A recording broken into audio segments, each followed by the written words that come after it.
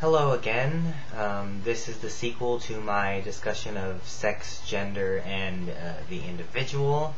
And here I will be strictly dealing with pansexuality, which is a topic I don't think gets enough attention and isn't really widely understood. So what a pansexual is essentially defined by their ability to be attracted to anyone despite their gender identity or biological sex. A common misconception is that pansexuality is the same as bisexuality. But the distinction is that bisexuals still operate within this sort of gendered system that I talked about in the last video. And that bisexuals are also defined by the fact that they are always simultaneously attracted to both men and women.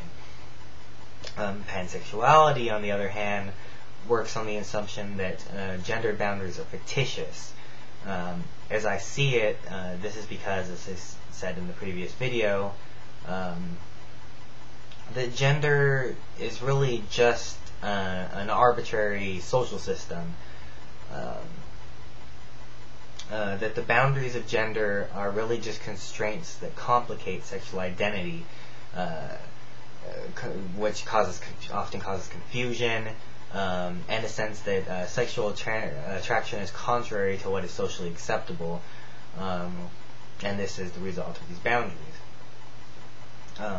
What pansexuality suggests is essentially that this sexual angst is unnecessary, because these gendered boundaries just simply don't exist. Any individual should be able to love another without personal or societal repercussions, and that these structures have a false ability to construct sexual taboos that are excluded from accepted behavior. And I think the problems of sexual identity would go away if these boundaries were erased. And if everyone essentially became pansexual, which in the long run doesn't really change the sexual construction of anybody. As I said, pansexuality is not bisexuality, whereas bisexuality is defined by a constant attraction to both gender categories. Pansexuality simply states that if one happens to be attracted to any other individual, there should be no shame attached to it. A man doesn't have to love a man, a woman doesn't have to love a woman, or any other combination. The idea is simply that if this love does occur, that there should be no shame, and that sexual angst is superfluous. I don't really think this is radical, although it could be. The only radical thing about it really seems that it forces people to be tolerant and understanding, which is, unfortunately, often a problem.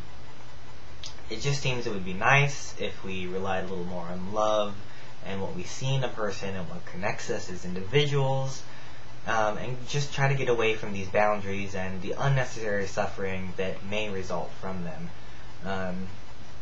Identity is, as I've said, confusing enough, and also life is hard enough without these boundaries, so let's just cast them off.